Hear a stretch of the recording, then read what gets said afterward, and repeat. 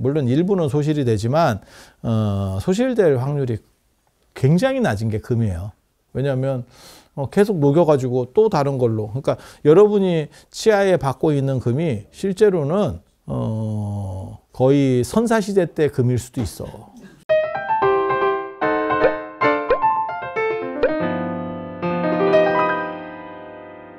얼마 전에 그거 있었는데 미국에서 그 다이아몬드 국립공원인가 거기 다이아몬드가 나온다 그래서 그런 식으로 이름을 짓는가 봐. 거기서 어떤 애가 다이아몬드를 주웠다더라. 아유, 그거 진짜 쉽지 않은 얘기예요. 쉽지 않은 얘기예요. 우리도 저기 문천에 가면 금이 있어. 금이 있어. 저 문천 저기 월정교 있는데 거기가 금 나오는 데예요. 거기가 금 나오는 데요.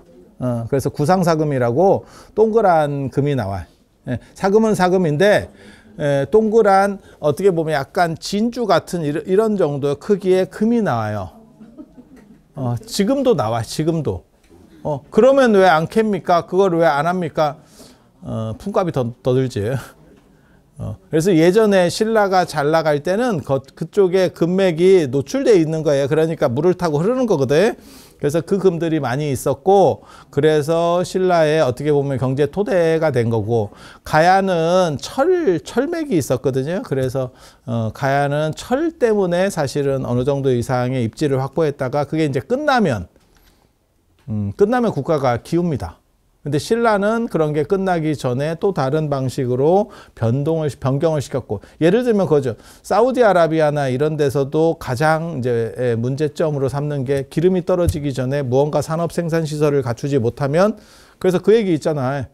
우리 조상들은 낙타를 탔고, 우리는 벤츠나 페라리를 타는데, 좀 지나면 다시 낙타를 탈 수도 있다. 그래서, 진짜 금이 나와요. 거기 저도 한번 찾으러 가볼까 지금 그런 생각도 있어요. 요즘은 취미로 금 캐는 사람들이 있어요. 그래서 기념으로 한번 캐봐야 되나. 그리고 그 뭐라고 나오냐면 보통 그런 사금이라든지 그런 일반 사금 덩어리들은 한 50% 정도 금인데, 그러니까는 14K 정도의 함량을 가져요. 그런데 신라 거는 70% 정도, 그러니까는 18K 정도의 75%면 아마 18K일 거예요. 그래서 그 정도 금 함량을 가진다. 그래서 금 함량이 매우 높은 그런 금이 우리나라에서 출토가 됐었다. 이런 얘기가 있어요. 이건 역사적인 얘기, 진짜 있는 이야기. 그냥 썰이 그렇다더라가 아니고. 그리고 금 얘기 나왔을 때 잠깐만 더 하면, 금값이 지금 굉장히 많이 올랐잖아. 제가 금 신봉자 중에 한 명인데,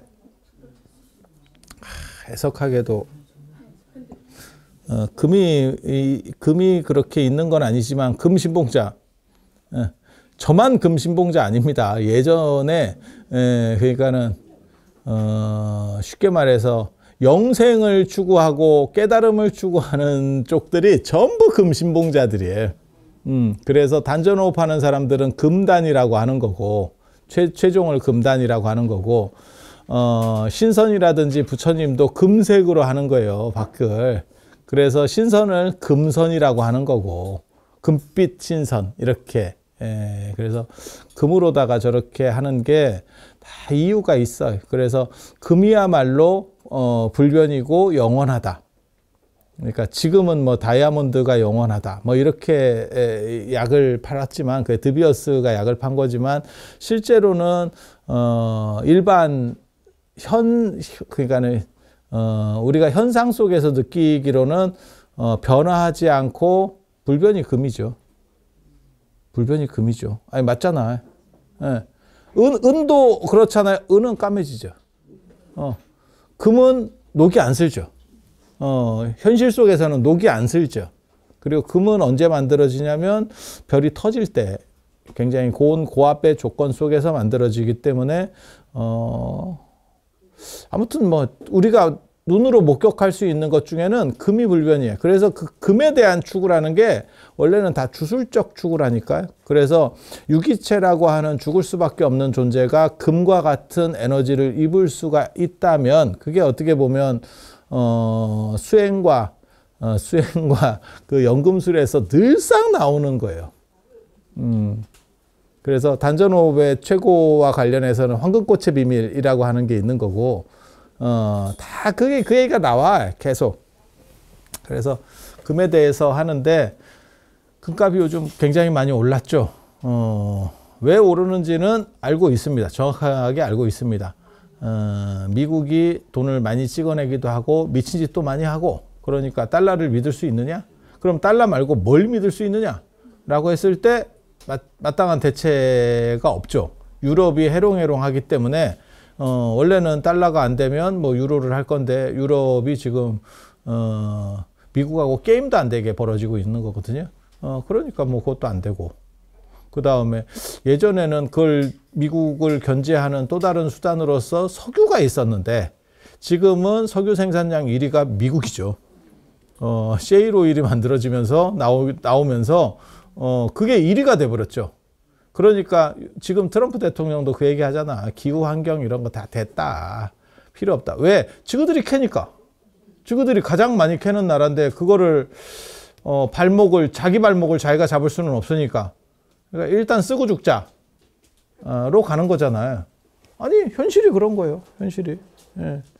그래서 그렇게 가고 있는 거고, 그 다음에 그러니까 이제 석유도 미국을 견제할 수 없고, 유럽도 견제할 수 없고, 중국은 다 두드려 맞아서 지금 너덜너덜해져 있고, 그러니까 아무것도 없어. 그러니까 이제 금에 대한 수요가 당연히 있을 수밖에 없고, 그렇다고 비트코인으로 가기는 좀 불안하잖아. 비트코인은 범상한 사람이 접할 수 있는 물건은 아니죠. 일론 머스크 같이 그런 분들은 접할 수 있는데, 일반 사람이 하기에는 좀 너무 부담이 크죠. 이렇게 안정성이, 자산의 최대 가치 중에 하나가 어느 정도의 안정성이라는 거거든요. 물론 자산 가치는 변화할 수밖에 없는데, 너를 뛰면 안 되지. 그러면 견딜 수가 없잖아. 자산이 50%, 뭐 10%로 줄었어요. 막 이런 거. 전에 우리 그 루나코인 하루 이틀 만에 99%. 야, 그거 진짜 그렇게 되면 어떻게 맞아? 어떻게 살아?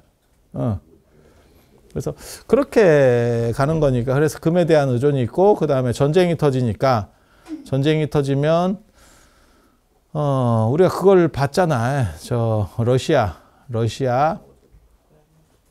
러시아가 우크라이나를 침공한 거는 잘못한 거지만, 러시아 입장에서는 돈을 갖고 있었어. 뭐 달러도 갖고 있고 뭐 이런 걸 갖고 있었는데, 채권도 갖고 있고 했었는데, 미국이 금융 제재를 하면서 그거 휴지? 이러니까 휴지가 돼 버렸네.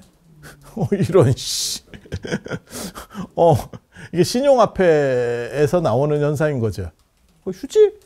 이러면 휴지야. 안 쳐줘. 돈으로 안 바꿔줘. 땡땡땡. 이러면 끝이야.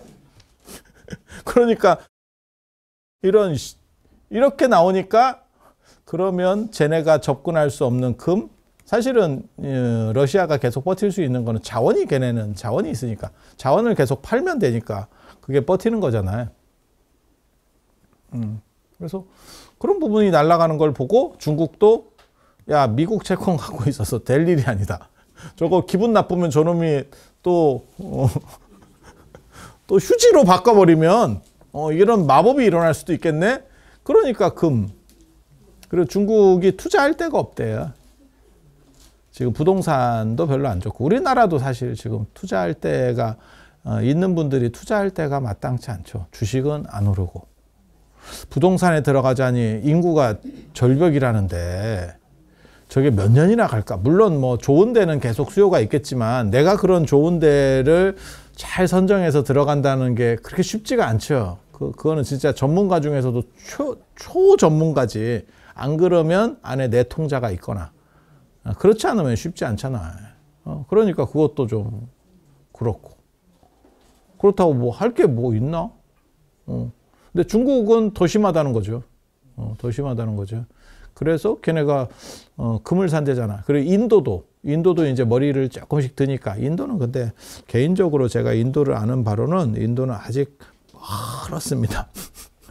인도는 한참 멀었습니다. 그거는 가보시면 압니다. 인도에 한두 번 가보시면, 인도는 중국과 다르다. 중국은 이 변화 속도가 눈에 보이고요. 인도는 똑같아요. 지금 제가 인도 안 간지 좀 오래됐지만 그래도 지금 가면 아마 고속도로에 소 댕기고 있을 겁니다. 소도 댕기고 개도 댕기고 인도 고속도로는 뭐 다 댕깁니다. 다 댕깁니다. 그리고 소는 경적을 울린다고 비켜주지 않습니다. 네가 알아서 가. 뭐 이런 거거든. 재밌어. 그래서 금이 계속 오를 거라고 말을 하는데 모르겠어요, 저도. 제가 뭐 이런 거 전문가도 아니고. 단지 금값이 최근에 사건 나기 전까지는 계속 안정적인 모습을 보였어요. 근데 그렇게 안정성을 보일 수 있었던 가장 중요한 요인이 뭐였냐면, 제가 그 얘기 하는데, 그 얘기는 됐고, 금값의 안정성을 보일 수 있었던 거는 안 해줄 거야. 귀찮아. 채굴 기술이 좋아져서 그렇대. 채굴 기술이 좋아져서, 그러니까 지구에 있는 매장량이 늘어날 수는 없고, 채굴 기술이 좋아지니까 예전보다 훨씬 더 많은 금을 캘 수 있대. 그러니까 금값이 올라갈수록 채굴 기술은 더 좋아지는 거예요. 이 이유가 뭐냐면 돈이 되니까. 그러니까 기름값이 어느 정도 이상 계속 안 떨어지는 이유는, 야, 셰일 오일이 나오고 미국이 전 세계에서 가장 강력한 쉽게 말해서 기름 생산국으로 바뀌었다는데 왜 그런데도 기름값이 떨어지지 않습니까? 미국은 떨어지기를 원하지 않죠. 그리고 그게 어느 정도 떨어지면 제일 기름을 싸게 캐는 데는 사우디래. 걔네는 땅에서 긁어서 그냥 캐는 값던데. 그냥 빨대만 꽂으면 기름이 나오는가 봐. 그거하고 예를 들어서 저 노르웨이나 이런 데 가면 북해산 브렌트유 뭐 이렇게 나오잖아요. 그거는 바다에다가 빨대 꽂는 거예요. 야, 바다 빨대하고 지상 빨대하고 이게 비교가 안 되잖아요. 그것도 빨대도 이렇게 깊이 꽂아야 되는 데가 있고 지상에도 사우디는 이렇게 긁으면 나오는 값더라고. 긁으면. 그러면 고기는 그냥 살짝 대고 쭉 당기면 되니까 사우디가 생산 비용이 가장 낮대요. 그리고 셰일 오일은 저게 뭐야, 땅 속에 있는 모래랑 섞여 있는 그런 흙 속에 이렇게 침투해 있는 거를 압력으로 물을 투입해서 빼서 다시 정제해야 되니까 당연히 돈이 많이 듭니다. 그러니까 어느 정도 이하로 떨어지면 그쪽 기업들이 흔들려요. 그래서 예전에 그 셰일 오일 기업들을 조지기 위해서 사우디가 특단의 조치로 미친 짓을 했었죠. 그래서 마이너스 유가라는 걸 우리가 봤습니다. 저번에 제가 마이너스 유가 이런 거, 그거 되게 재밌는데, 저는 세상에 어떻게 마이너스가 되나를 그때 전 처음 알았어요.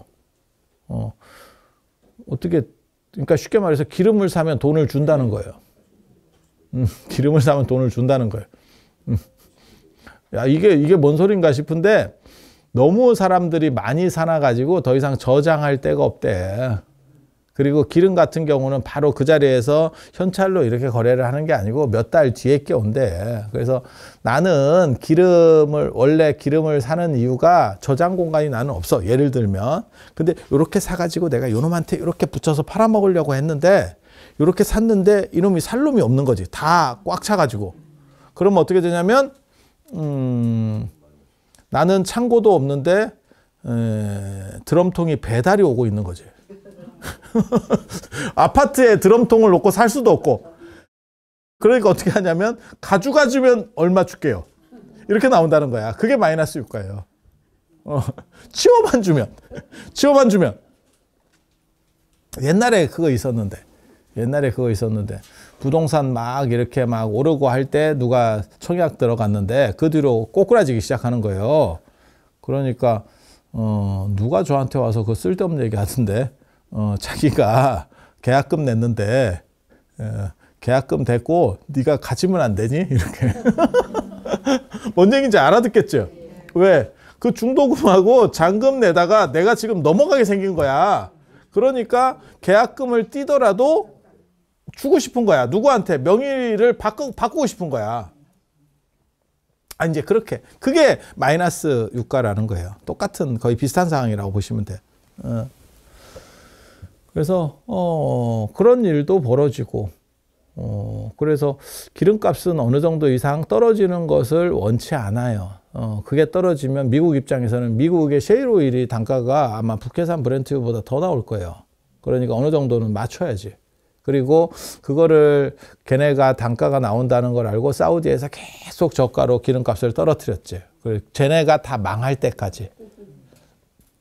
근데 미국이 그걸 냅두지 않고 뭐 나오기는 그렇게 안 나오는데 아마 자금 지원이 들어갔을 겁니다.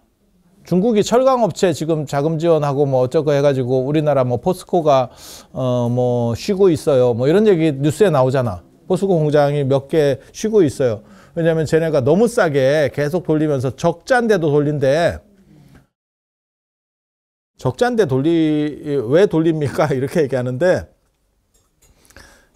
정부 차원에서 돈을 밀어넣으면서 돌리는 이유는 실업자가 발생하기 때문에. 실업자가 생기는 걸 막으려고 돌리는 거예요. 사실은. 그렇게 해서 그게 이제 계속 하면 그거 되게 재밌던데. 중국에 나 그 얘기 듣고 되게 재밌었는데 중국에서 철강 이렇게 어느 정도 기존 제품 그러니까는 무슨 뭐 코일로 감겨 있든지 뭐 판으로 돼 있든지 그 철광석에서 나올 거 아니야. 철광석을 재련해서 어떤 기본 상품을 만들 거잖아요. 그리고 그 기본 상품을 사다가 사람들이 또 다른 이런 상품들을 만들어내는 거지. 아니 맞잖아. 그 기본 상품이 이렇게 막 감겨 있는 것도 있고 이렇게 판으로 돼 있는 것도 있고 막 이런 것들이잖아요. 되게 재밌는 게 원자재를 사는 값보다 중국에서 철강 1차 생산된 제품을 사는 게 더 싸대. 이러면 어느 기업도 상대가 안 돼요. 그러니까 예를 들어서 뭐 칠레 이런 데서 철강 값이 100원이야. 그런데 이쪽 집에서 기본으로 이미 가공이 된 게 90원에 판대. 그러면 경기 끝입니다. 누구도 상대할 수 없습니다. 누구 상대할 수. 저거 언제까지 하면 되냐면 상대가 죽을 때까지. 상대가 죽을 때까지. 그리고 저렇게 싸게 팔아도 그래도 우리나라가 의리가 있는데 포철 걸 쓰면 안 되는 거 아닙니까? 포스코 거 쓰면 되는 거 아닙니까? 미쳤어. 포스코 거 쓰게. 여기 사업하는 사람들이 이윤 추구가 사업의 기본 목적인데 상생하기 위해서 포스코 걸 쓸 것 같아? 안 써요. 싼 거 쓰지. 제품이 비슷하면 크게 하자가 없으면 그리고 이런 거는 크게 하자가 날 것도 별로 없어요. 1차적인 물건들인데 뭐. 그래서 그렇게 가는 거지. 그래서 뭐 반덤핑을 한다는 둥, 뭐 어쩐다는 둥. 미국하고 유럽은 벌써 했을걸? 근데 우리나라는 하기도 쉽지 않지. 반덤핑으로다가 이제 하면 우리가 한번 하면 쟤네가 더 크게 또 한번 하고 우리 사드 때 한번 이걸 경험이 있기 때문에 지랄을 하면 이게 쉽지가 않아. 쉽지가 않아. 그래서 그런 문제들이 있는 거예요. 그런 문제들이 있는 거예요. 그래서 금이라는 게 기술 개발이 되면서 더 이게 많은 양들이 쉽게 채취가 됐대. 근데 더 웃기는 거는 최근 들어서 김값이 오르니까 더 많이 팔 거 아니야. 그지? 근데 파는데 안 나온대. 쉽게 말해서 거의 끝났다는 뜻이에요. 그러니까 그렇게 잘 안 나옴. 비트코인도 한때는 이게 비트코인 총량이 있기 때문에 되게 빨리 나올 때가 있었어요. 이게 계속 채굴이 된다고. 근데 지금은 팔 만큼 다 파가지고 잘 안 나와요. 근데 금도 그런 게 아니냐라고 하면 더 오를 수도 있다. 이제 그 얘기가 나오는 거예요. 그래서 이게 좀 재밌지. 그래서 국제 정세가 흔들리고 그 다음에 금이 더 이상 기술 개발로는 더 이상 양을 늘릴 수가 없었기 때문에 실제로는 기술 개발 때 언제냐면요. 기술 개발이 되면서 금이 계속 생산량이 늘어날 때가 언제냐면 그게 4만 원에서 6만 원, 7만 원대까지가 그런 거예요. 그 기간이 굉장히 길었었어요. 그래서 여러분이 이렇게 되돌려서 생각해 보시면 1990년대에 핸드폰에 다 금 한 돈씩 달고 다닐 때가 있었어. 돼지, 목탁 뭐 이런 거 하나씩 달고 다닐 때가 있었어. 몰라. 지금도 한번 찾아봐. 그때 있을란가 몰라. 근데 아들 둔 집은 찾아봐도 소용없어요. 다 아들이 어느 순간에 다 갖다가 다 없앴다. 그게 내 아들. 그게 내 아들. 딸만 있는 집은 찾으면 나올 수도 있어. 아니, 그때 그거를 한두 개씩 다 이렇게 하고 뭐 이런 게 있었어요. 그때 한 5만 원 정도 제 기억에는 조금 세공이 좋고 이런 거 한 6만 원 정도 했었고 그 얘기는 한 돈에 5만 원이 채 안 했다는 뜻이거든. 완제품 가격이 5만 원이면 아니 그렇잖아. 기억 안 나? 응. 그리고 지금은 핸드폰이 달 데가 별로 없어요. 그때는 요 고리가 있어가지고 그지? 그런 거 뭐라도 막 오만 쓸모없는 거 막 많이 달고 다녔거든. 그래서 그렇게 그리고 금에 대한 추구 금은 되게 굉장히 재밌는 거예요. 소실이 거의 없거든요. 소실이 없고 계속 누적만 돼. 네, 누적만 돼. 그러니까 인류가 여지까지 개발한 금들이 거의 다 누적돼 있는 거예요. 물론 일부는 소실이 되지만 소실될 확률이 굉장히 낮은 게 금이에요. 아니 그렇잖아. 왜냐하면 계속 녹여가지고 또 다른 걸로. 그러니까 여러분이 치아에 받고 있는 금이 실제로는 거의 선사시대 때 금일 수도 있어. 그때 누군가 족장이 쓰던 장신구였다가 그게 녹아서 지금 내 이빨을 감고 있을 수도 있어. 아니야. 생각해보면 되게 재밌어. 그래서 그 족장의 원한이 여러분들에게 이렇게 서려 있을 수도 있어. 근데 기본적인 룰이 불을 통과하면 그 염원들은 끊어진다라는 게 기본이에요. 그래서 제가 화장하면 그게 제사도 별 필요성이 없어집니다. 라고 말하는 것도 그래요. 불을 통과하면 그것이 다 단절된다는 거예요. 그래서 제가 제일 싫어하는 게 약간 미nie품, 저 별로 안 좋아하죠. 미nie품, 그러니까는 뭐, 장식장 이런 것들, 오래된 거. 그거는 사람이 끊임없이 쓰다듬었어. 끊임없이 쓰다듬었어. 금속이나 이런 거는 그게 아무리 생각이 들어가도 그게 안에 침투가. 그러니까 쉽게 말해서 내가 손에 땀이 나. 그러면 이런 거를 만졌을 때하고 이런 나무 제품을 만졌을 때하고 이런 금속 제품을 만졌을 때하고 다르겠죠. 흡수되는 나무는 빼박입니다. 그렇죠? 아무리 닦아도 깎아내지 않는 이상은 뭐 방법이 없는 거고 이런 거는 잘 닦으면 조금 스미기는 할 수도 있겠지만 틈새로 스미기는 할 수 있겠. 금속은 그냥 열심히 닦으면 거의 다 닦이지 않을까? 갈아내는 것 말고도. 그래서 그런 부분들이 있어요. 그래서 금속에 대한 추구, 금에 대한 추구라고 하는 게 인간의 불완전한 인간이 추구하는 최고점에서 언제나 드러나는 현상이에요.